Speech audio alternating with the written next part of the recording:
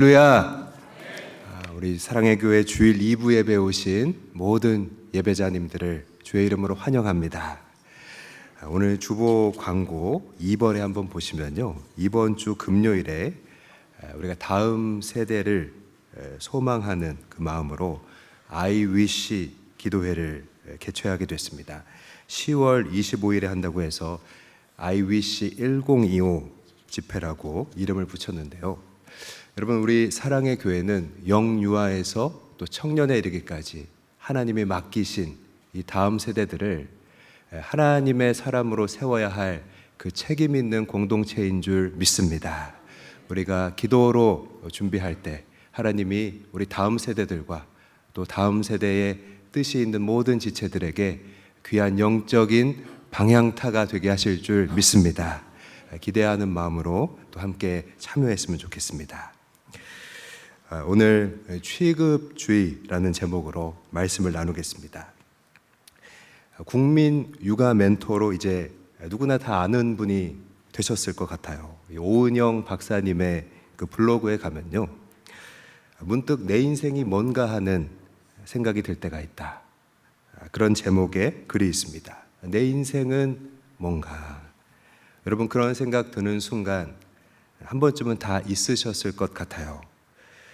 가족만 생각하다가, 정신없이 일하다가, 또 아이만 생각하다가, 눈코 뜰 새 없이 그렇게 살다가 문득 내 인생은 뭔가, 나는 뭔가. 여러분, 그런 의문 충분히 들 수 있잖아요. 그때 허탈하다는 겁니다.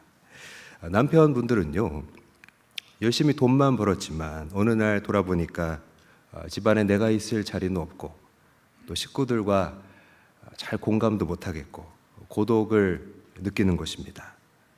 또 아내분들은 어떤가요? 애들 키우고 또 남편 뒷바라지 하느라 자기에게 신경 쓸 겨를이 거의 없었다고 봐야 되잖아요. 그러니까 흘러간 세월을 생각하면요, 그 앞에서 억울한 마음이 들 수 있는 겁니다.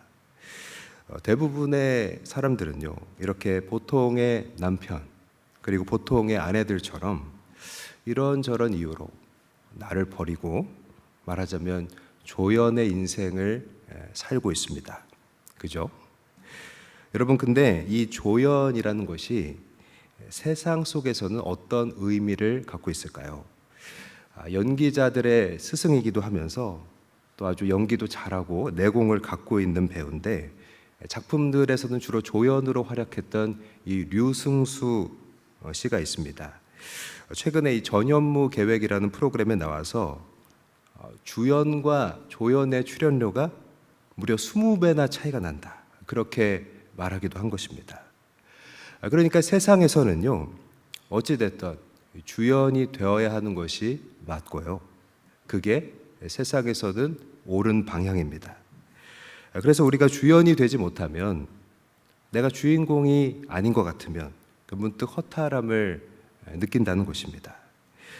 우리가 쓰는 사회 용어 중에 언더독이라는 말이 있는데요, 언더독, 이 말 자체는 아래에 깔려있는 개라는 뜻이지만, 보통 어떤 일에 이길 확률이 굉장히 적은 사람을 가리켜서 우리는 언더독이라고 부릅니다. 그러니까 이렇게 딱 봤을 때 잘하지 못하고 질 것 같은 사람들이 언더독이에요. 근데 희한하게 우리 그리스도인들은요, 여기서 말하는 조연처럼 또 이 언더독처럼 그렇게 살아가는 순간들이 비율상 많다는 것입니다. 그러니까 쉽게 말해서 좀 잘 나가기보다는 왠지 좀 뜻대로 잘 안 되거나 어려움을 통과하게 된다는 얘기입니다. 사실 여러분, 조연처럼 살고 싶어서 예수님 믿은 사람은 아마 별로 없을 거라고 생각해요. 주의 힘으로 좀 형통하고 싶어서 좀 문제 해결되었으면 해서 우리는 신앙을 갖게 되었고, 또 우리 각자 처음에 교회 문을 그렇게 두드리지 않았습니까? 오늘 본문은요, 이런 우리들의 조연 같은 삶, 또 언더독 같은 삶에 대한 성경적인 해석입니다. 여기 본문이 그려내고 있는 인생론이 하나 있는데, 바로 질그릇 인생론입니다. 우리 인생은요, 여러분, 이 질그릇과 같다는 겁니다. 자, 질그릇, 이렇게 사기 그릇도 아니고 명칭부터 어떻습니까? 좀 물러 터진 느낌이 나는데요. 질그릇이 무슨 뜻일까요? 말 그대로 이 진흙으로 만든 접시잖아요. 여러분, 이 진흙으로 만든 그릇은요, 초벌구이만 한 거를 말합니다. 그러니까 표면도 거칠거칠하고요, 무엇보다 내구성이 약한 거죠. 그러니까 쉽게 금이 가고요, 깨질 수밖에 없을 것 같잖아요. 그러니까 일상에서 이 질그릇을 귀한 목적으로 사용되기는 어렵다는 거예요. 비유하자면 앞에서 말한 그 조연처럼 잘 드러나지 않는 그릇이라는 겁니다. 반면에 안 깨지는 그릇의 대명사로 여러분, 이 코렐이라는 브랜드를 아마 아실 거예요. 이 그릇을 유리로 만들었다고 하는데 잘 안 깨지는 비트렐이라는 특수 소재라고 합니다. 과거에는 이 코렐 그릇을요, 결혼할 때 혼수로 많이 했다고 합니다. 여러분, 우리가 기왕이면 이렇게 선물할 수 있는 귀한 용도가 되면 좋을 텐데 성경은 왜 우리 삶을 가리켜서 질그릇이라고 하는 걸까요? 이 본문의 내용을 기록한 바울이라는 사람의 인생과 그 관련이 있다고 생각합니다. 여러분, 바울은요, 사실 그릇이 아주 화려한 사람이었습니다. 원래 그 사회의 엘리트였고요, 소위 말하는 잘 나가는 사람이었는데요. 그러니까 아주 보여줄 것도 많고 그가 자랑할 것도 넘쳐났겠죠. 근데 예수님을 믿고 나서부터는요, 세상적으로 보면 어려움이 그에게 더해지기 시작한 겁니다. 그러니까 하는 일마다 잘 안 됐다는 겁니다. 여러분, 바울이 복음의 은혜에 사로잡혀서 남들보다 열심히 전도도 하고 또 교회를 여러 군데에 세웠는데요, 결과가 항상 좋지 않았습니다. 그러니까 손 대는 것마다 이렇게 망해버리는 사람이 있죠. 요즘 말로 마이너스의 손, 그렇게 부르는데 바울은 이 당시에 말하자면 대표적인 마이너스의 손이었다는 거예요. 오늘 본문이 바울이 고린도의 성도들에게 보낸 내용인데요, 이 편지를 받는 고린도 사람들은 그럼 바울의 모습과 이 마이너스의 손 같은 삶을 보면서 나름 의구심을 품고 있었던 겁니다. 바울은 하나님의 사람이라고 하는데 너무 많은 어려움을 당하면서 산다는 거예요. 그러니까 하나님이 함께 하신다면 바울이 이런 어려움을 겪는 게 말이 되는가, 그런 의구심, 그런 생각들이었던 거죠. 이런 배경에서 바울은요, 자신의 쉽지 않은 삶에 대해서 그 이유를 말하고 있습니다. 쉽게 깨지고 또 금이 가서 여기저기 뒹구는 것 같은 바울의 인생이 지금 이 질그릇과 같다고 설명하는 거예요. 그리고 그를 향한 하나님의 마음을 또한 여기서 대변하고 있는 것입니다. 이 질그릇처럼 약해 보이는 인생에는 비밀이 있는데 그 모든 것이 사실 하나님의 의도이고 하나님의 사랑이라는 것입니다.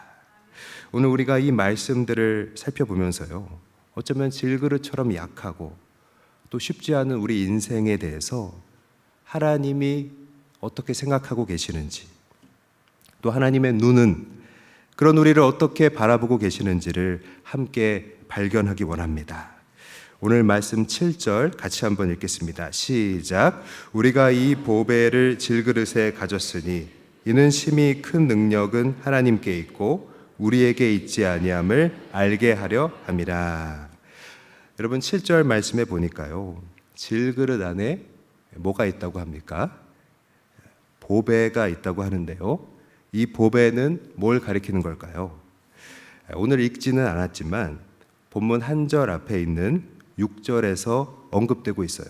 바로 하나님의 영광을 아는 빛입니다. 그러니까 이 보배는요, 여러분, 바로 복음을 가리키는 것입니다. 여러분, 바울의 질그릇 같은 삶 속에는요, 감춰진 게 있다는 거예요. 바로 복음이 그 안에 담겨져 있는 것입니다. 여러분, 이 복음이 하나님의 영광을 아는 빛이 질그릇에 담긴 이유가 있는데요, 그것은 하나님의 능력을 가장 잘 나타내기 위해서라는 겁니다. 여러분, 이게 무슨 말일까요? 포장지가 너무 좋으면요, 그 안에 있는 것을 굳이 열어보지 않는다는 겁니다. 당연히 비슷한 게 있겠지, 그러고 마는 겁니다. 반면에 고난과 고통 속에 있는 바울을 보면요, 사람들은 의아해할 것입니다. 저 사람의 인생은 뭔가 계속 뜻대로 잘 안 되는 것 같은데 왜 저 사람은 여전히 소망을 갖고 있을까? 그죠? 여러분, 질그릇 같은 이 거칠거칠한 바울의 인생 속에 바로 복음이 들어있기 때문이라는 겁니다. 바로 이런 원리입니다. 허무해야 마땅하지만, 세상에서 길을 펴지 못하고 움츠려야 할 것 같지만, 여전히 소망을 갖고 있는 바울의 모습 속에서, 그 질그릇 같은 모습 속에서 하나님의 능력이 가장 잘 드러날 수 있다는 것입니다. 아, 하나님 때문이구나. 저기 뭔가 있구나. 포장지를 열어서 그 속에 뭐가 있는지 보게 된다는 것입니다. 근데 여러분, 바울만 이런 얘기를 했다면요, 어떻게 보면 바울이 자기 잘 안 풀리는 인생 합리화하는 거구나, 자기 합리화라고 생각할 수 있을지 모릅니다. 하지만 우리에게는 더 큰 샘플이 있는데요, 바로 우리 예수님이라는 것입니다. 무슨 말이냐면요, 예수님이 먼저 이 질그릇과 같은 삶을 사셨다는 겁니다.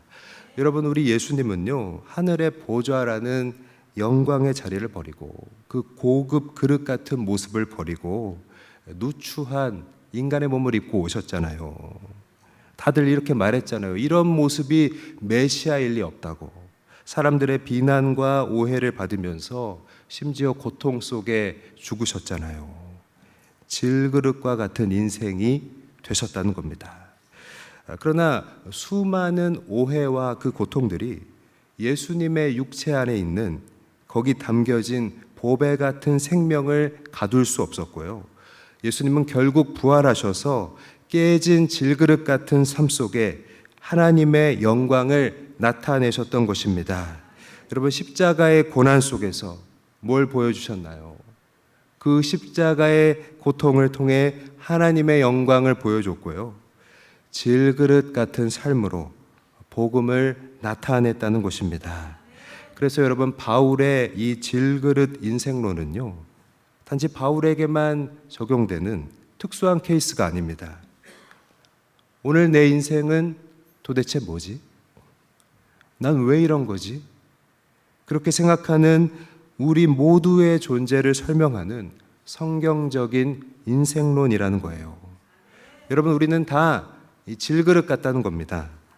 무슨 말이냐면, 우리는 예수님을 믿은 순간부터요, 복음을 드러내기 위한 인생이 되었다는 겁니다. 그런데 여러분, 내 인생은 그러면 뭐지? 하는, 그렇게 생각하게 만드는 허무함이 밀려오는 일들이 분명히 있어요. 열심히 믿는다고 믿었는데 왜 이런 일이 생기지? 여러분, 이런 일들이 뭘까요? 바로 질그릇에 균열이 가는 소리잖아요. 이런 소리 날 때 우리는 생각합니다. 내가 하나님의 일꾼이라면, 내가 신자라면 그 삶이 좀 영광스러워야, 좀 번듯하고 잘 나가야 이 신앙이 설득력 있지 않겠냐고요.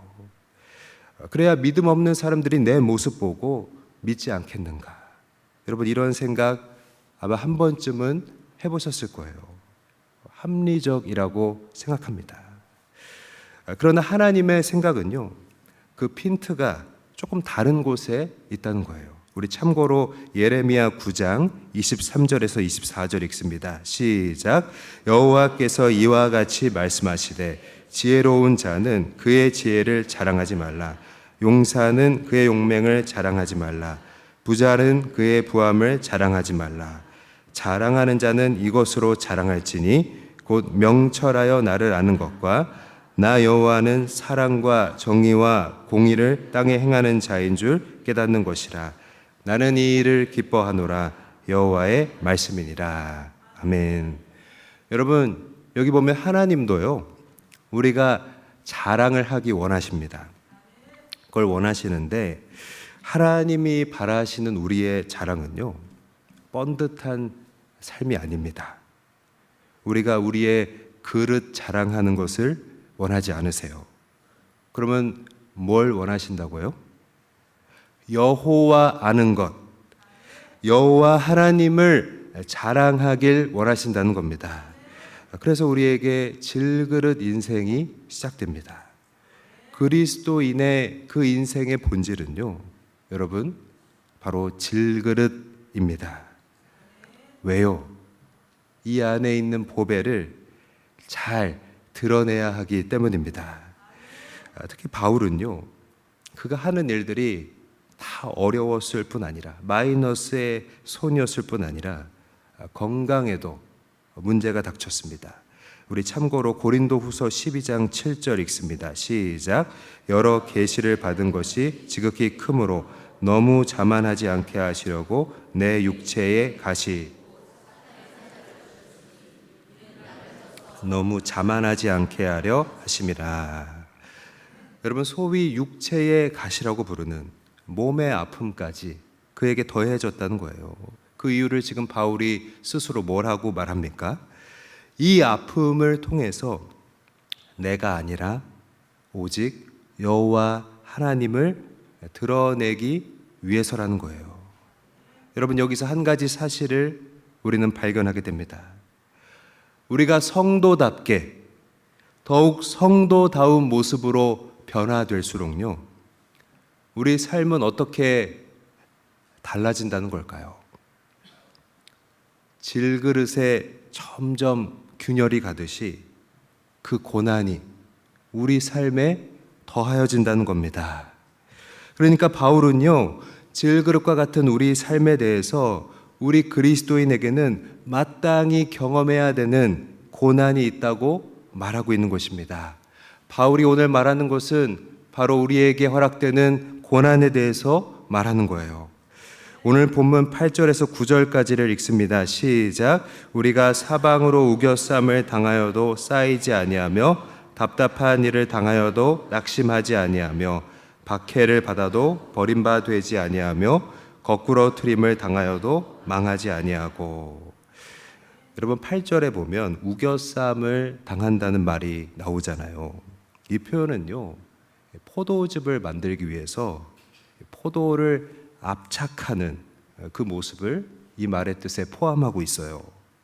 여러분, 내 자신이 한번 찌부된다고 생각해 보십시오. 외부의 힘에 의해서 찌부되는 것처럼 우리 삶은, 이 성도의 삶은요, 우리의 뜻과는 다르게 때때로 왜곡될 수가 있는 것입니다. 사랑하는 사람들에게 오해를 받기도 하고요, 그만 믿으라고 압박을 받을 수도 있는 것입니다. 또 8절 뒷부분에 답답한 일을 당하여도 라는 말이 나오잖아요. 그냥 가슴이 막 뭐가 얹힌 것처럼 답답하다는 게 아니고, 전쟁터에서 적군에게 포위당했을 때의 모습을 묘사하는 말입니다.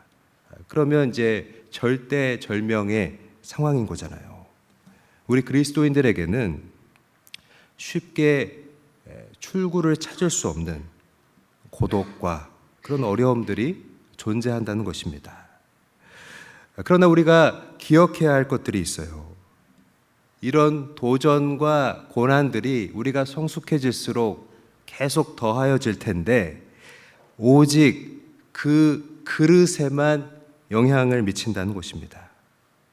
여러분, 그릇에 금이 가게 할 수 있을지는 몰라도, 그 그릇을 깨트리게 할지는 몰라도요, 그 안에 있는 보배는요, 건드릴 수 없다는 것입니다. 여러분, 이 질그릇 같은 삶 속에 보배가 이처럼 있기 때문에 바울은 지금 어떻게 한다는 거예요? 우겨쌈을 당해도 쌓이지 않고, 답답한 일을 당해도 낙심하지 않고, 박해를 받아도 버림받지 않고, 거꾸로 트림을 당해도 망하지 않는다는 것입니다. 여러분, 이렇게 우리의 삶에 도전이 찾아오고 또 고난이 통과하게 될 때요, 하지만 우리가 소망을 잃지 않는다면요, 우리는 우리 속에 뭐가 있는지를 이 세상 사람들에게 궁금케 할 수 있습니다. 그들이 우리에게 와서 열어보게 할 수 있다는 거예요. 우리 안에 있는 보배를 가장 잘 보여줄 수 있는 하나님을 위한 명품 조연으로 살아갈 수 있다는 것입니다. 이처럼 하나님을 나타내고 여러분 복음을 보여주는 것이 성경이 말하는 성도다운 삶이잖아요. 여러분 우리가 성도다워질수록 고난은 분명히 우리에게 더하여지고 또 주어질 것입니다. 세상 사람들은 그 모습을 보고 불행이라 말할지 몰라요. 그러나 여러분 정말 강조하고 싶어요. 내게 찾아온 그 고난을 인하여 부끄러워하지 마십시오. 우리에게 있어서 고난이 있다는 것은요, 불행이 아닙니다. 우리 그리스도인들에게 고난은요, 뭐예요? 바로 성숙의 증거이기 때문입니다. 사랑하는 여러분, 신앙이 좋다는 건요, 나라는 그릇이 마침내 깨져서 그 안에 있는, 이 안에 있는 그 보배가 무엇인지, 내가 뭐 때문에 살고 있는지, 내가 뭐 때문에 소망을 붙들고 있는지 그것이 드러나게 되는 거라고 생각합니다. 만약 내 그릇을 자랑한다면 내가 어떤 화려한 경력이 있고 어떤 좋은 곳에서 살고 있고 또 내 영향력이 얼마나 많다고 한다면 세상의 주연이 될지는 모르겠지만 우리 안에 계신 하나님의 능력을 나타내기는 어렵다는 것입니다. 사랑하는 여러분, 여기 모인 우리가 세상의 주연이 되어 우리 그릇을 자랑하기보다 하나님을 나타내는 명품 조연 될 수 있기를 축복합니다. 그렇다면 우리가 이 질그릇에 담겨져 있는 보배를 나타내기 위해서 어떻게 해야 될까요? 첫 번째로 우리를 이 질그릇으로 빚으신, 질그릇 인생으로 만드신 것이 바로 하나님의 사랑이라는 것을 발견해야 한다는 것입니다. 여러분, 우리를 이 질그릇이라고 했을 때요, 하나님은 우리에게 어떤 희생을 막 강요하는 것이 아닙니다. 오해하지 말아야 해요. 오히려 부족하고 연약한 이 질그릇 같은 우리 모습 속에 뭘 주셨습니까? 가장 보배로운 복음을 담으신 거잖아요. 다들 세상에서는 세상의 주연들만 바라보지만 하나님은요, 질그릇 같은 우리에게 당신의 나라를 거셨다는 거예요. 질그릇 같은 우리들을 기대하고 계신다는 것입니다.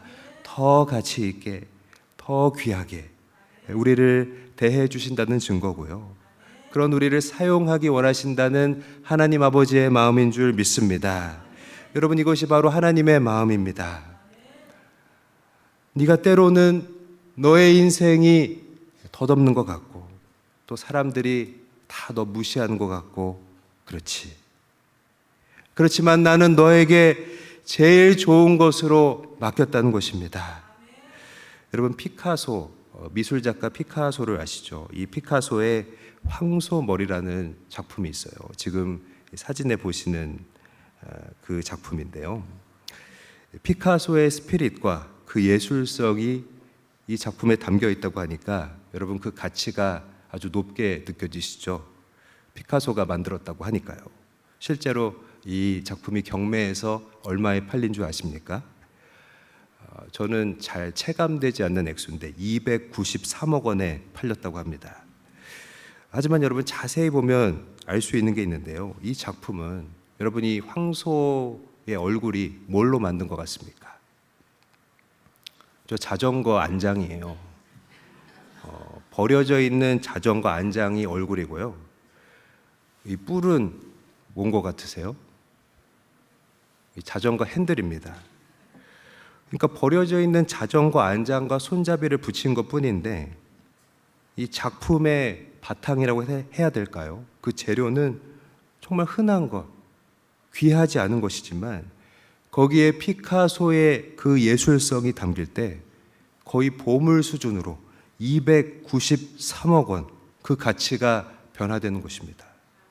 여러분, 저는요, 이 피카소의 황소머리를 보고 질그릇 인생이 이것과 비슷하다는 생각이 들었습니다. 하나님은요, 우리에게 보배를 맡기시기 위해 질그릇 같은 삶을 허락하셨습니다. 아니, 질그릇 같은 우리 삶 위에 그 놀라운 보배를 맡기셨습니다.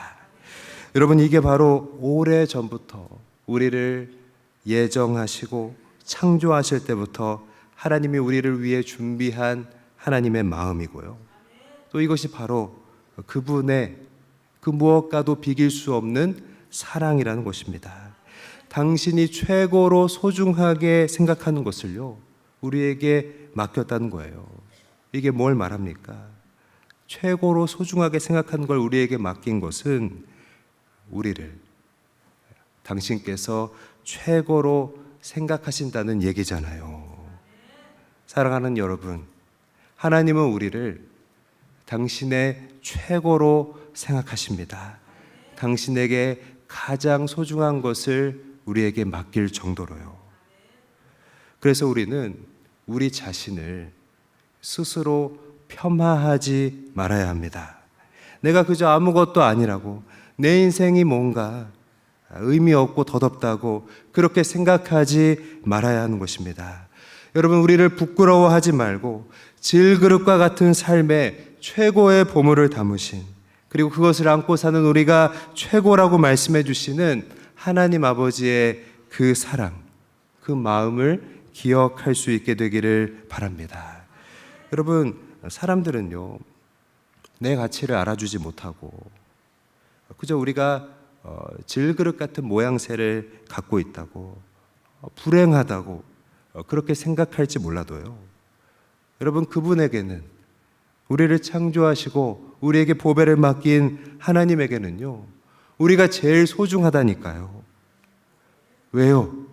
그분의 보물이, 그분의 보배가 어디 있어요? 우리 안에, 우리의 안에 담겨져 있기 때문입니다. 여러분, 중요한 거를 누군가에게 맡겨보신 적이 있으시죠? 그때 어떻게 되던가요? 계속 맡긴 데를 보게 되잖아요. 잘 간수하고 있는지 보게 되잖아요. 여러분, 많은 재산을 어떤 펀드 매니저에게 맡겼다고 생각을 해보세요. 재산을 잘 운용하고 있는지 계속 주시하게 되잖아요. 여러분, 하나님이 우리에게 당신의 보물을 맡겼다니까요. 그분이 우리를 놓지 않는다는 거예요. 계속 보고 있다는 거예요. 또 우리와 함께 하신다는 거예요. 또 반드시 우리에게 맡긴 보배가 드러나게 하실 줄 믿습니다. 여러분, 우리의 약한 인생, 참 질그릇 같은 그런 모습일 수 있지만 주님의 보물을 내가 맡았다는 그 자존감으로 살아갈 수 있게 되기를 주의 이름으로 축복합니다. 두 번째, 우리가 질그릇에 담긴 보배를 나타내기 위해서는 어떻게 해야 될까요? 두 번째로, 우리에게 더해지는 고난 속에서 소망을 잃지 말아야 한다는 것입니다. 이것이 아주 정말 중요한 메시지라고 생각해요. 오늘 본문 10절 말씀을 같이 읽습니다. 시작. 우리가 항상 예수의 죽음을 몸에 짊어짐은 예수의 생명이 또한 우리 몸에 나타나게 하려 함이라. 아멘. 여러분, 예수님의 십자가 고난은요, 하나님의 영광을 가장 밝게 보여주는 그런 통로가 되었잖아요. 왜 그렇습니까? 고난을 통해서 그분의 부활이 나타났기 때문입니다. 그죠? 고난이 있어야만 부활도 있는 거니까요. 같은 원리입니다.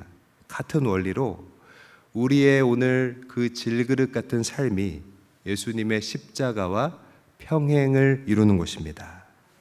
우리가 항상 예수의 죽음을 몸에 짊어진다는 말은요, 고난은 계속해서 반복적으로 우리 질그릇 같은 삶에 주어진다는 얘기입니다. 여러분, 우리가 성도답게 살려고 하면 할수록 예수님의 고난과 같은 일이 분명 우리 삶에 나타날 것이고 또 더해질 것입니다. 특별히 우리가 이 한국에 살고 있잖아요. 우리가 사는 이 사회는요, 절망공화국이라고 해도 과언이 아닌 것 같아요. 고려대학교에서 사회학을 연구하는 김수한이라는 학자가 있는데 그분은 한국 사회는 한번 낙오하면 재기하기가 어렵다. 절망형 은둔자들을 계속해서 만들고 있다.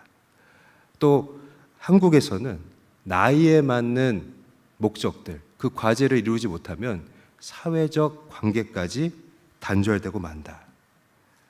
이렇게 우려했습니다. 여러분, 현실을 잘 보여주는 얘기라고 생각하고요. 특별히 우리는 이 한국 사회 속에서 질그릇과 같은 모습으로 살고 있는 것입니다. 중요한 것은 이 질그릇 같은 삶에도 낙심하지 말아야 하는 것입니다. 철학자 키에르 케고르는요, 낙심은 우리를 죽음에 이르게 만드는 병이라고도 말했습니다. 그리고 무엇보다 하나님의 뜻은요, 우리가 낙심하는 것이 아니라는 겁니다. 참고로 예레미야 29장 11절에서 13절 같이 읽습니다. 시작. 여호와의 말씀이니라. 너희를 향한 나의 생각을 내가 아나니 평안이요 재앙이 아니니라. 너희에게 미래와 희망을 주는 것이니라. 너희가 내게 부르짖으며 내게 와서 기도하면 내가 너희 기도를 들을 것이요 너희가 온 마음으로 나를 구하면 나를 찾을 것이요 나를 만나리라. 아멘. 여러분, 우리의 질그릇 같은 삶 속에서 우리가 하나님 앞에 기도할 때, 또 하나님 앞에 부르짖을 때 우리를 만나주시고 또 우리에게 소망 주시는 줄 믿습니다. 또 한 구절만 더 읽을게요. 고린도전서 10장 13절입니다. 시작. 사람이 감당할 시험 밖에는 너희가 당한 것이 없나니 오직 하나님은 미쁘사 너희가 감당하지 못할 시험 당함을 허락하지 아니하시고 시험 당할 즈음에 또한 피할 길을 내사 너희로 능히 감당하게 하시느니라. 아멘. 여러분, 감당 못할 시험은 주지 않으시고 결국 피할 길을 내신다고 하잖아요. 우리에게 주어진 고난을 하나님의 힘으로 헤쳐나가게 하실 거고요. 그것을 통해서 우리 안에 하나님이 계심을 나타내실 것입니다. 여러분, 이 질그릇의 원리가 십자가와 평행을 이룬다고 했잖아요. 십자가를 통해서 부활이 나타난 것처럼 예수님의 죽음을 우리 몸에 짊어질 때 예수님의 그 생명이 우리 몸에 나타나게 될 줄 믿습니다. 우리 베드로전서 3장 14절 15절 함께 읽습니다. 시작. 그러나 의를 위하여 고난을 받으면 복 있는 자니 그들이 두려워하는 것을 두려워하지 말며 근심하지 말고 너희 마음에 그리스도를 주로 삼아 거룩하게 하고 너희 속에 있는 소망에 관한 이유를 묻는 자에게는 대답할 것을 항상 준비하되 온유와 두려움으로 하고. 아멘. 하나님은요, 질그릇 같은 계속해서 고난이 더해지는 상황 중에도 우리가 소망 잃지 않기를 원하십니다. 왜냐면요, 곧 당신의 생명을 나타내실 것이기 때문입니다. 여러분, 곧 나타내실 줄 믿습니다. 그리고 사람들은 알게 될 것입니다. 왜 소망을 잃지 않고 있는가? 하나님 때문이구나. 저들 안에 복음이 있기 때문이구나. 사랑하는 여러분, 우리 안에 보배가 담겨져 있습니다. 우리는 비록 질그릇 같지만 우리 안에 있는 이 보배를 보여주고 우리 안에 나타나는 그 하나님의 생명을 증언할 수 있기를 주의 이름으로 축복합니다. 말씀을 마무리하겠습니다. 우리가 깨지기 쉬운 물건은 이렇게 취급주의라는 스티커를 붙여서 배송을 보내곤 하잖아요. 그런데 성경이 정의하는 우리 인생은요, 그렇게 깨지기 쉬운 질그릇과 같다는 겁니다. 그래서 우리는요, 우리 자신을 취급주의해야 한다고 생각해요. 무슨 말이냐면요, 내가 질그릇 같다고 해서 우리 인생을 폄하하는 그런 부주의를 범하지 말아야 한다는 것입니다. 우리 인생을 하나님 앞에서 소중히 여겨야 한다는 것입니다. 왜 그런가요? 하나님이 그 무엇보다 귀하게 여기시고 무엇보다 사랑하는 나잖아요. 오래전부터 우리를 예정하시고 창조하실 때부터 당신의 가장 귀한 것을 우리 인생에 맡기시기 위해서 여러분 준비하신 거잖아요. 내 삶을 부정적으로 여러분 내동댕이 치지 마십시오. 이 안에 보배가 있습니다. 말하자면 우리는요, 우리 자신을 향해서 영적으로 취급주의를 해야 하는 줄 믿습니다. 제가 오늘 말씀을 시작할 때 언더독 얘기를 잠깐 했었죠. 이 언더독, 사람들은 질 것 같은 언더독을 더 응원하게 되는 그런 심리가 있다고 합니다. 이런 사회 현상을 가리켜서 언더독 효과라고 하는데요. 우리 그리스도인들은 이 세상에서 언더독입니다. 그러나 질 것 같아 보이는 우리를 응원하고 계시는 분이 계세요. 아니, 그분은 우리가 결국 이길 것을 알고 계십니다. 주님이 우리를 응원하시는 이 언더독 효과를 통해서 우리는 마침내 승리하게 될 것입니다. 질그릇 같은 우리에게 가장 귀한 보배를 맡기시고 또 우리를 항상 바라보시고 응원하고 계시는 여러분, 그 하나님의 마음, 그 하나님의 사랑을 기억하면서 오늘 이 주일에 이 예배를 드리면서 우리가 다시 힘을 얻게 되기를 축복합니다. 그리스도인이라면 성숙한 성도가 될수록 통과해야 할 그 고난들이 계속해서 주어질 텐데, 이 고난을 이겨내면서 오늘도 이 주일에 다시 한번 하나님 위에 살기를 결심할 수 있기를 여러분 주의 이름으로 축복합니다. 우리를 승리케 하실 하나님께 영광의 박수 올려드리겠습니다.